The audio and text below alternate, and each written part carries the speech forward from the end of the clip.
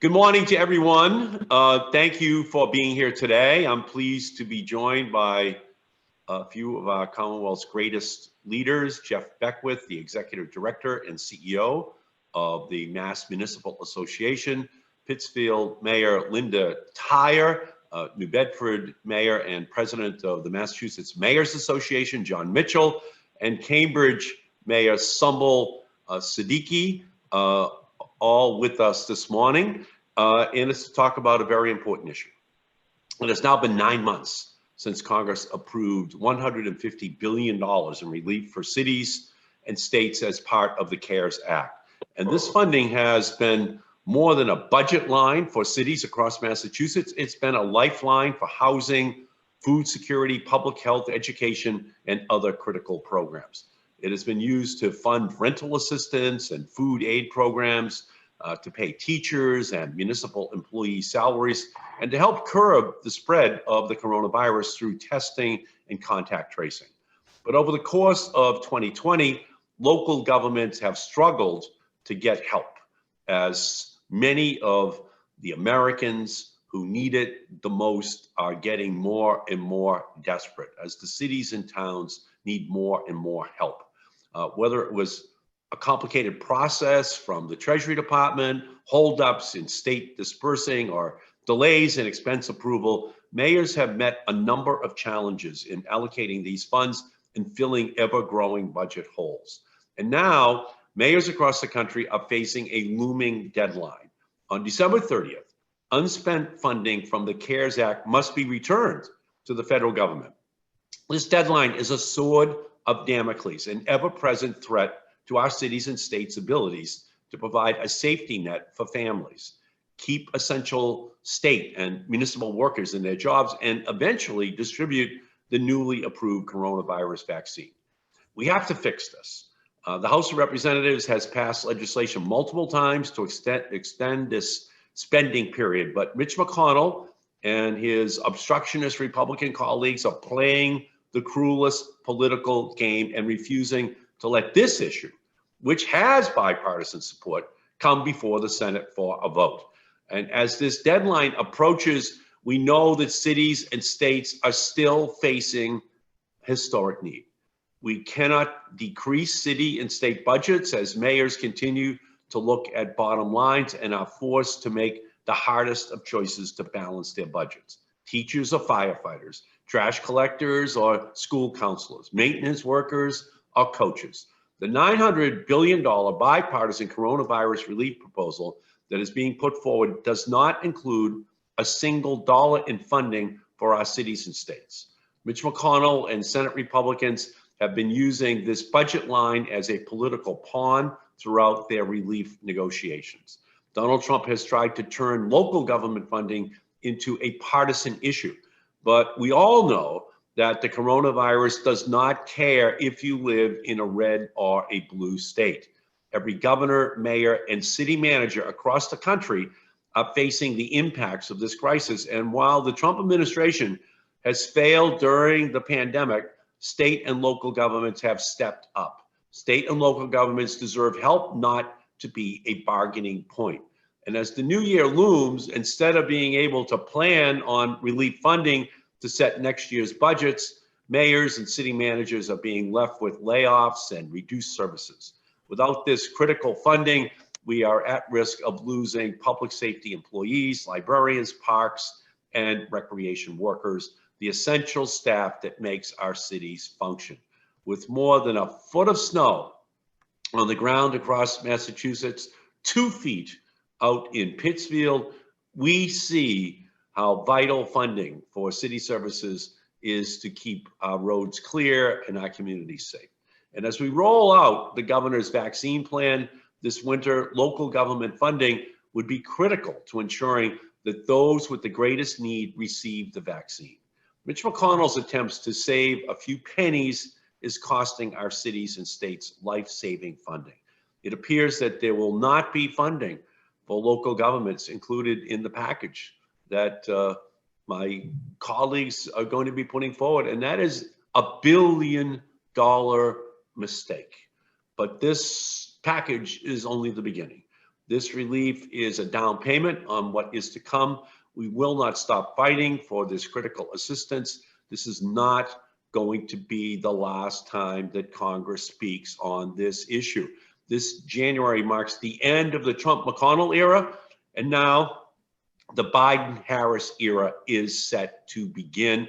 When President Biden takes office this January, we will pass bold and comprehensive relief to our cities and states. It will be a day one priority for our new administration, and we will ensure that local governments have the resources they need to make it through this crisis. I'm honored to be joined by these leaders today who are leading the fight for funding here in Massachusetts.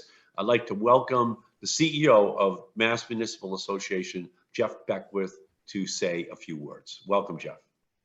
Thank you very much, Senator, and thank you for your leadership. There's no greater champion for the cities and towns of Massachusetts than you, all throughout your career and during this pandemic that has become so obvious to everyone here in Massachusetts. And we also deeply appreciate the leadership of the entire federal delegation in Massachusetts. We are really fortunate to have all of the members of the House and you and Senator Warren fighting for us on Capitol Hill.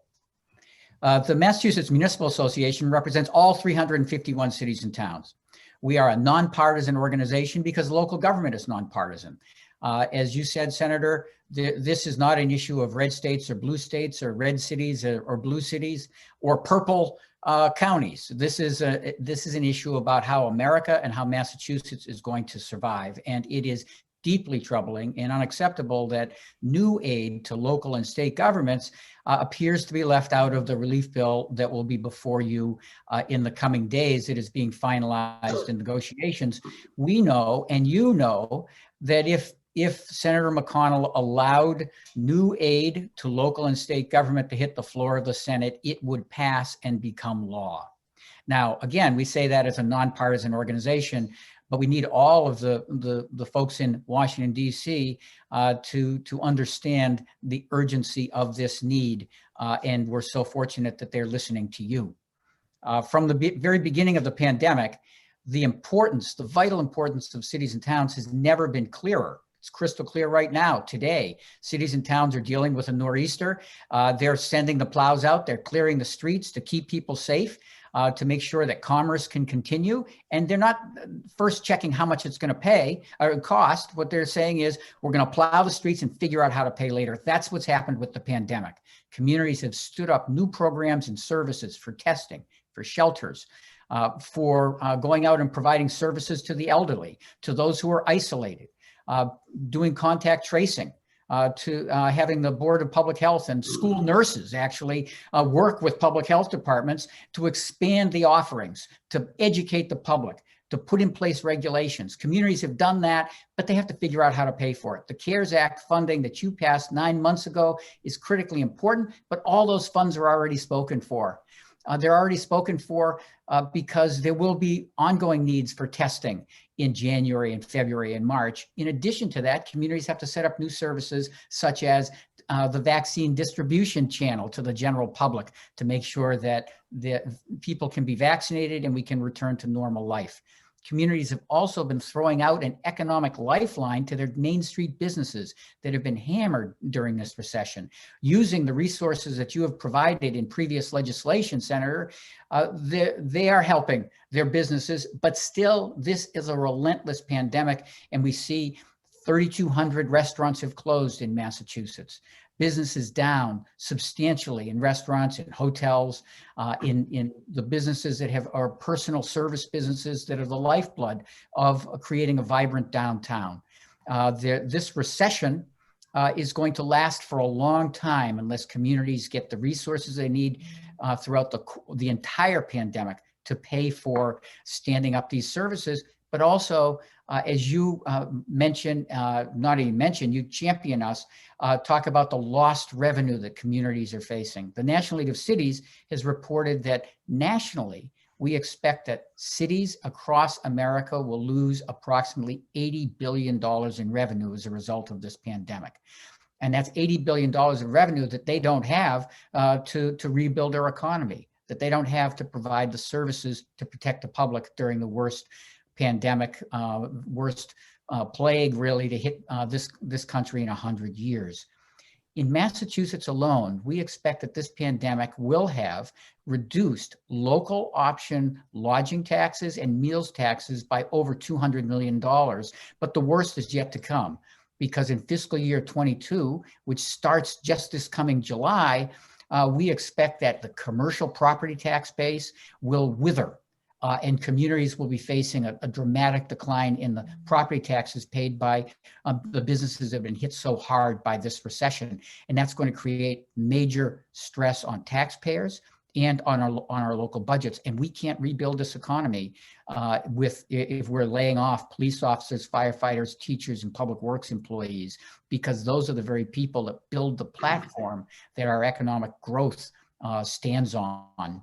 And for Massachusetts and for this nation, we need that new aid. So we thank you for everything that you're doing. The extension of the CARES Act fund usage will help in the short term, but we need those new dollars because of all of the urgent needs that we're talking about here today. So we look forward to working with you and with the incoming presidential administration to get a package that rebuilds Massachusetts, that protects the public's health and moves us forward so that America can thrive and survive.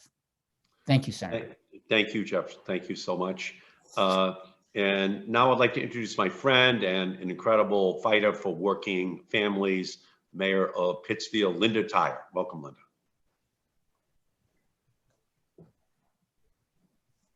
Thank you, Senator Markey. I am so honored to be part of this conversation with you today, and to extend my gratitude to you for all that you have done for the people of Massachusetts, fighting for us every single day in the Senate, in the Congress.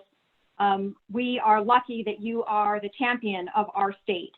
When we talk about the CARES Act funding and the importance that it has on communities like ours, communities all across this Commonwealth, from Pittsfield to New Bedford, we are talking about a fight for the lives and the safety of the people in our communities. So just today in Pittsfield, Massachusetts, we have 47 new COVID-19 cases. People are fighting for their lives, and it's our job in municipal government to have all of those safety nets in place to protect them. Our approach in Pittsfield has been people first from the very beginning. And the CARES Act funding that was first passed, that's about to expire on December 30th, has been a key element to putting initiatives in place to protect the people of Pittsfield. So the first thing we need to fight for is an extension of that current CARES Act funding so that we can continue to do things like help the homeless population in the city of Pittsfield with emergency sheltering, food, and other essentials. We've also used our CARES Act funding to hire and beef up our public health nurses and our contact tracing teams so that we can respond quickly and efficiently when we have identified a COVID positive case. We've purchased PPE for our first responders. They are on the front lines, and they are arriving at medical calls, emergency calls, police calls in a community that's currently in the red category, meaning that we're at high risk for transmission. We have spent our CARES Act money over the summer months preparing our schools for in-person learning. So lots of money spent on repairing ventilation systems, making sure the air quality is satisfactory to give teachers and families the confidence to send their kids to school. We have used our CARES Act funding to do just what we're doing now, which is to expand our work remote capabilities in order to keep municipal government functioning even if we can't be in our workplaces. One of the most important things that I know you've advocated for over the years is community development block grant funding. And in Pittsfield, we've used those funds, those special CARES Act funds that came through our block grant, to support our small businesses and our restaurants. We developed a program to give funding to our low-income families to help them pay for rent, mortgages, and utilities. These are all people-first initiatives that have mattered to the city of Pittsfield. And future funding is just as important as the extension of our current funding. it's going to be vital for the people of Pittsfield and their families to have access to additional unemployment funds so that they can sustain themselves and their families through this pandemic. We need our businesses and our restaurants to have economic relief and recovery, and CARES Act can be a part of that jigsaw puzzle that we all put together to keep our economy thriving and sustaining and in recovery. And of course, vaccines are going to be a part of our conversation in the coming months. And municipal governments will be working on initiatives to conduct vaccine clinics for our first responders and our municipal employees who need protection as they continue to provide and protect our communities. So we have to keep fighting. And Senator Markey, I know you're just the person for this job. We are grateful to you, and I commit to you that I will do whatever I can to stand right beside you in this fight. Thank you. Thank you as always. Thank you, Madam Mayor. Thank you so much. And now I'd like to welcome a tireless advocate for the New Bedford community, Mayor John Mitchell. Well, thank you, Senator, and great to be with you and everyone else on this call today. And I do want to start off where Jeff and Linda started, which is to thank you for your leadership. You and I have had many conversations about the very appropriate and necessary role of the federal government in dealing with every aspect of the pandemic, including its impact on state and local governments. Cities are where the rubber hits the proverbial road. We are expected to deliver services, the most core services to our residents, and we are right now heavily constrained. And you know that, and you've been fighting, and you're fighting right up to the last minute right now. We are concerned, very, very concerned about the outcome of talks among congressional leadership right now about both the CARES Act extension as well as any new money. And Congress candidly has disappointed us over time. There is, I guess, out there this notion that somehow if you're giving money, and we've heard this from Senator McConnell most of all, if you're providing funds directly to city government, then it must be wasted because cities are wasteful. Well, the reality is the cities are more efficiently run than they've ever been in their history in the United States. We are as much as expected of cities these days than ever before, in part because of persistent gridlock in Congress. And that has played out during this pandemic. We've had to get really creative to keep our residents safe and to keep businesses afloat and to keep schools open.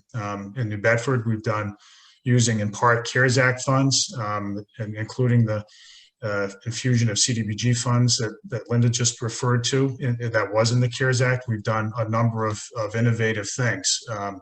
We were the first city in the United States to offer every single resident a free mask. We've already made, and through the work of Joseph Abood Manufacturing, over 150,000 of them. We've passed them out to everybody through distribution points. And so we've really masked up in a big way. We've commandeered former nursing homes and renovated them using some of the federal funds so that they could operate as surge facilities for our hospital system locally. We bought PPE. We've kept our schools open. We're the largest school district in the state, still hybrid right now, in part because we've used CARES Act funds to keep our kids in school as they must. And we've done a lot of work with the private sector. We've provided liquidity to small businesses, many of which are hanging on by their fingernails right now.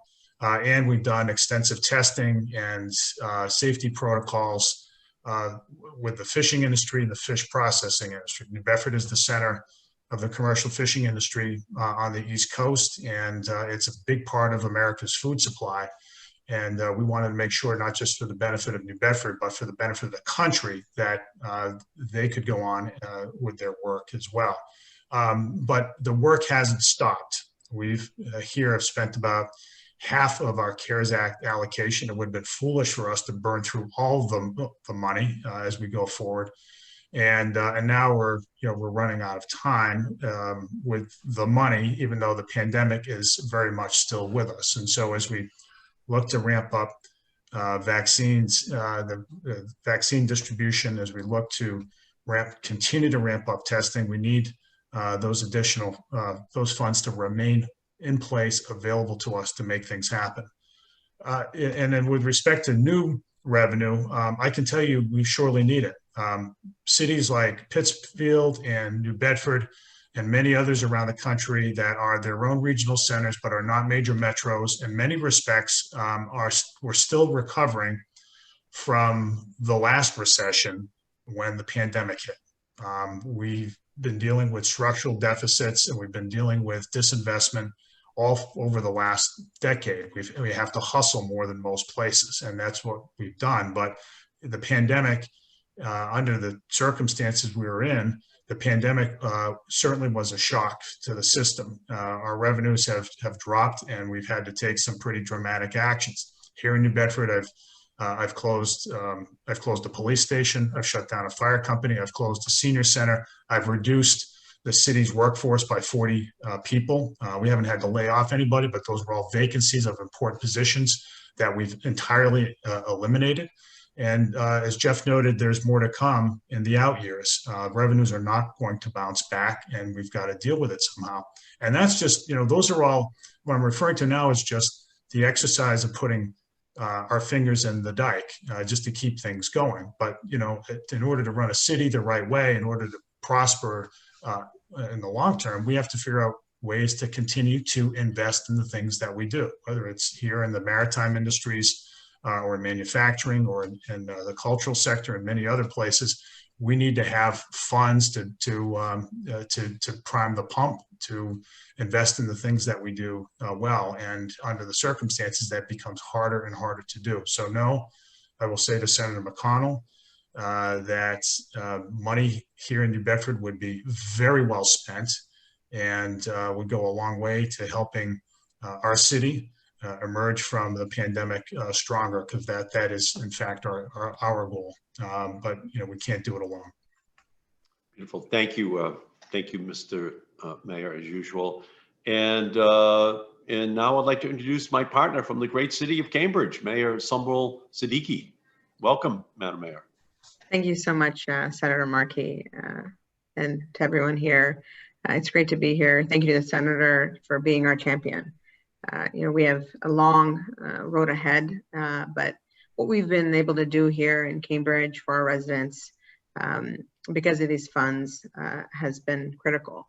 I'll highlight a few areas where I think these funds have just been so critical. The first area, food insecurity. Our residents, about 13% are estimated right now to be food insecure. So we've been providing funding to our food pantries. We've used our CARES money to support innovative program that started in March, where we contract with local restaurants to prepare boxed and bagged meals in response to the staff shortages and reduced service capacity at our shelters. So that's been very critical to our shelters, but our restaurants as well. We've been able to provide some services for our homeless community as well. We've just yesterday opened up a transition wellness center at Spalding Hospital that will provide 58 beds for our unhoused community. We used that money earlier in the pandemic to open up another temporary shelter, use that money for renovations, for programming through one of our nonprofits. So that's been critical. We've been able to use CARES money for our rental assistance and mortgage assistance, combining it with CPA funds, with our mayor's disaster relief money. Over 2.1 million has gone into that program to help so many of our residents. And the businesses, as we've talked about, are really hurting. So we've been using that money and combining it with other resources to provide small business COVID-19 grants. And that's been about, in combination, over 3 million that's helped our residents. And then testing. We've been able to provide 7-day a week testing. So that's really, remarkable to be able to do that. And the money from CARES has been critical to that. In our schools, as has been mentioned, we're facing such a mental health crisis for our children, and being able to have students in person 4 days a week in the fall was really, really critical. And we're working on making sure we bring back as many students as possible. So there's so many challenges ahead, as other mayors have mentioned, and there's a long road. We are facing similar challenges to many cities, some significant revenue losses that are coming from our hotel, motel, access tax, to our meals, access tax. Our license commission revenues are lower. So we're outlining what's ahead, and figuring out ways to meet the challenge without disrupting our city's services, which are so critical. But it's really thanks to a lot of the hard work that our teams here are doing in meeting this deadline, and making sure all the complex parameters and guidelines are followed. The ability to adhere to purchasing laws, to procure items is challenging in general. And so the reporting and documentation, it's a race to the finish. So it has been challenging, and we only need more of it. So we really do appreciate everything that you're doing for our cities. Beautiful. Thank you, Madam Mayor. I see Mayor Tom Bernard is on as well. I don't know, Mr. Mayor, if you want to add a couple of words here. Thank you, Senator. I was really here mostly to listen, but I want to thank you and my colleagues from across the state for what they have said. We're dealing with the same issues, and on the day of a snowstorm that we're still digging out from, because the snow is still falling here in the Berkshires. The costs of this pandemic to our municipalities can't be overlooked. Every one of us wrestles with our snow and ice budget at the end of the year.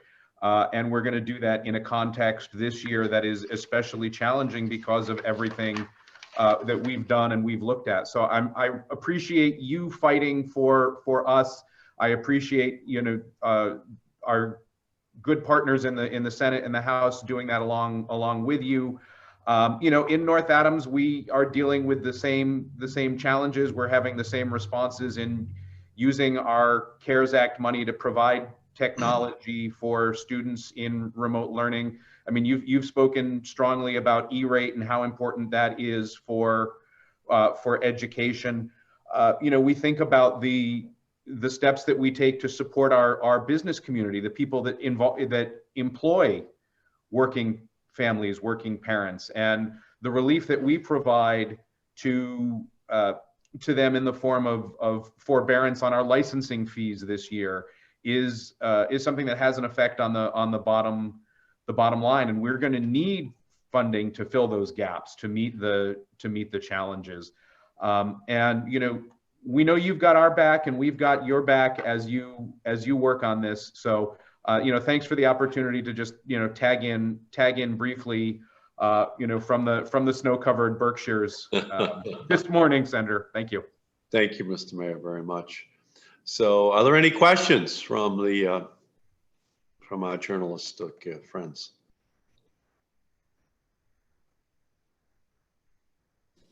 Senator, this is Matt Murphy with State House News Service. Thank you for doing this call. I was just curious, you called the negotiations currently ongoing, making $1 billion mistake if they exclude funding for state and local governments. Will you vote for a package that doesn't include any money for states like Massachusetts?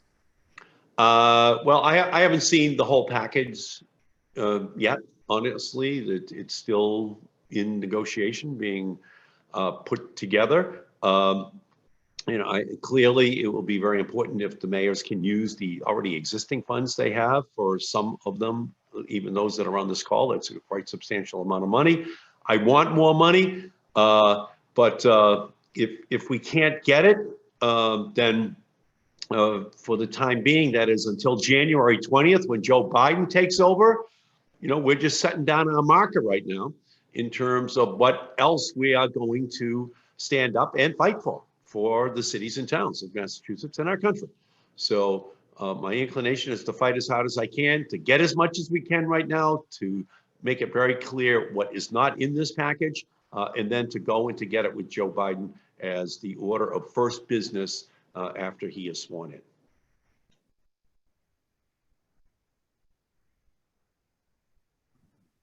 Any other questions from the press? It's Matt Murphy again. If no one else has any questions, I was wondering, Jeff, if you have any idea about how much statewide unspent CARES Act money there is with sitting with cities and towns that would expire if it's not extended. I know we heard Mayor Mitchell talk about half of his. I'm not sure how much money that represents, but I don't know if you have a collective figure on that.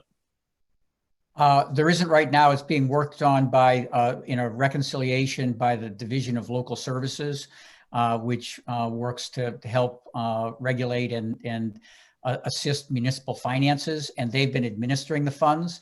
So it's unclear. One of the issues here, why a change in administrations will also be helpful, is that there's been an interpretation by the Treasury Department that the funds have to essentially be not only expended, but the usage of those funds have to principally occur by the deadline of December 30th. And so some communities may have been pre-purchasing, for example, testing kits. And it's possible that the Treasury Department would disallow the use of those CARES Act funds for testing or for purchasing items that would be used later in the year after December 30th comes and goes.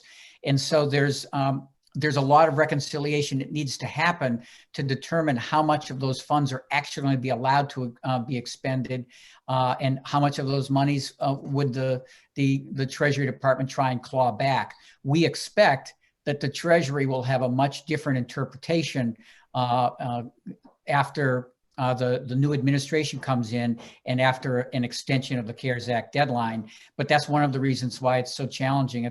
Your question, Matt, is a lot like asking how much is it going to cost to plow the roads today across all of the cities and towns of Massachusetts. The answer is we're not really sure. We know it's a lot of money, but communities are plowing first and trying to figure it out later. We need to have maximum flexibility of CARES Act funds. But it is true that many communities need those funds to be extended so they can actually provide the service in January and February, March, April, May, June. And that's what an extension would allow, because right now they can't even prepay for those services. So in answer to your question, Matt, we have spent 3 of the 6 million that we were allocated. And one other point I would add is, the timing of all this is a little troubling. We're at a point now with the advent of vaccinations that we have to, in my mind, have to be focused on protecting the most vulnerable, so that they are not the last to die in the war, right? So we know we've taken steps even in the last week to prohibit visitation in nursing homes. We're taking some other steps, and other senior facilities. We're taking some other steps now just to make sure those people who we know are extremely vulnerable can make it through to get that shot in the arm.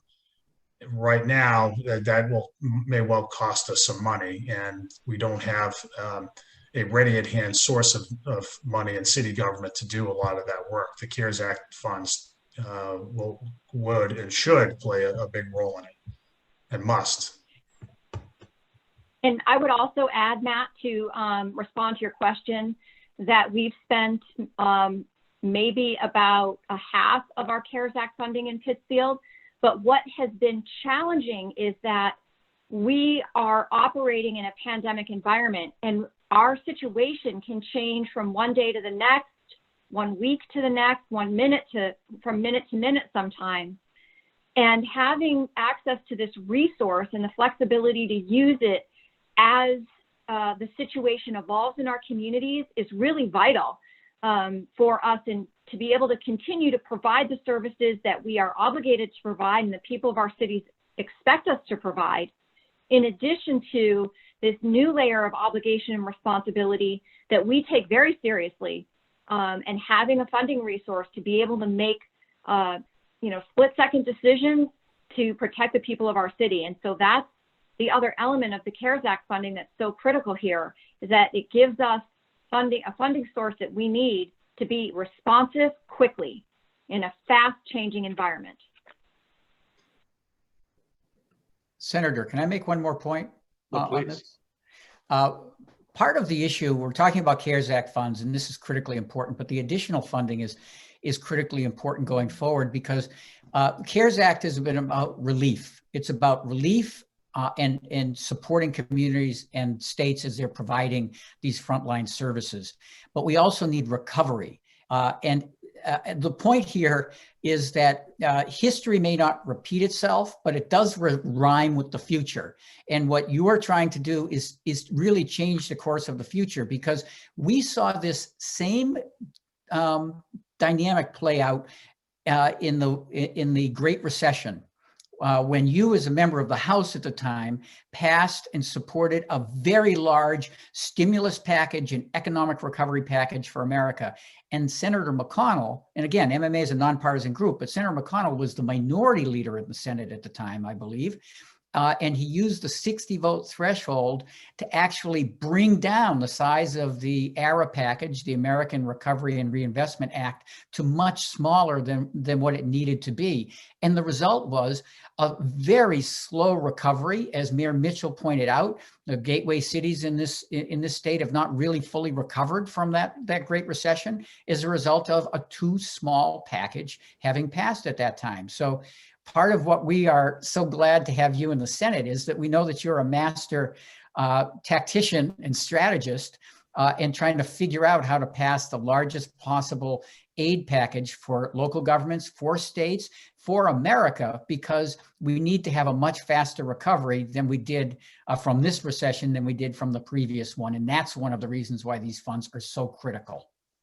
And Jeff, that's what we're going to be doing for the next several days. We have to get the maximum amount of money that is sent out by the federal government to the cities, to the towns, to the families, to the small businesses in our country, and then return on January 20th after Joe Biden is sworn in, and continue to increase that funding. This pandemic is not going away soon. We're beginning the inoculations. But the impact on our economy is going to be profound for an extended period of time. So that's the goal that we have. Get as much money as we can right now, give as much flexibility to the cities and towns, especially for the money that they already have, and then come back very, very soon, within a month, to get additional funding for each of our great leaders who are on this call. Thank you. Are there any other questions that people have? Hi, it's Lisa Kashinsky from the Herald. Thanks so much for doing this. I just wanted to check in, and I'm sorry if I had missed this earlier, just about the timeline that you guys are looking at right now for getting this type of relief passed, even though, of course, you guys want more. Well, right now, I'm prepared to work through the weekend and to not leave here for Christmas if necessary. If our families have to wait, well, it's because every other family is in need of help. So I think it's absolutely critical that the House and Senate not adjourn until we'll finish this project that we have right now to help families all across our country. And if it takes all the way up until Christmas Eve, I just think we have to stay here. But I don't think we will be finishing this before the weekend. I think that the Congress should be prepared to stay here for Saturday and Sunday at least to complete this project.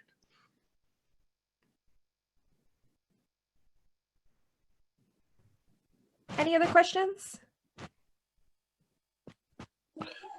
Senator, we heard a lot about with the promise of what Joe Biden administration starting on January 20th will bring. But if Democrats don't win the 2 Senate seats in Georgia, how do the political dynamics change on the Hill in respect to getting more funding if Mitch McConnell is still the majority leader in the Senate? Well, first of all, we're going to win the 2 seats in Georgia. We have an incredible amount of momentum. We have an incredible turnout machine led by Stacey Abrams down in Georgia, and we think we are going to win. But ultimately, the dynamic does change when the president of the United States is Joe Biden and not Donald Trump. It would just change the whole political atmosphere in the country. And the messaging will be very clear coming out of the White House that it's the government's responsibility to help the cities, to help families all across our country. And I think that's going to make a big difference in our ability to get things done. But, you know, writ large, it's also going to be important that Donald Trump is gone as president. He sits right now as like a sword of Damocles over the Republican Party. So we just need him removed and beginning next January 21st to begin to work with those Republicans who want to cross the aisle in order to work in a bipartisan fashion to do big things for our country. Great. Thank you all so much. Senator, if you have any final words. Nope, I just want to tell everyone I'm going to work as hard as I can to get as much as we can over these next several days into the hands of the mayors, into the hands of small businesses, into the hands of individual families all across our country, and to not stop there, but to come back in January and to just begin again, because this is perhaps the worst period of time that any of the families who are on this as part of this pandemic have ever known or ever will know.